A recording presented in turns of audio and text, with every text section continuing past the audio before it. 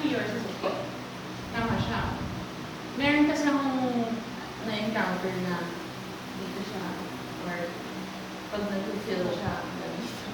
So it's too far, and it's not gonna look correct. So, yeah, there's the imaginary line that you want to follow.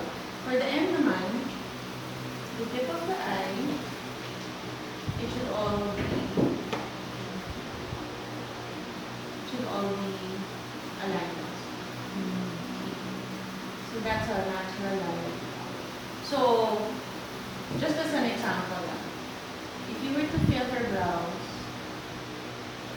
up to there, that's too long. Kasi dapat here lang. There's such a thing as overdrawing. So, you're not supposed to overdraw. So, let's do the powder first.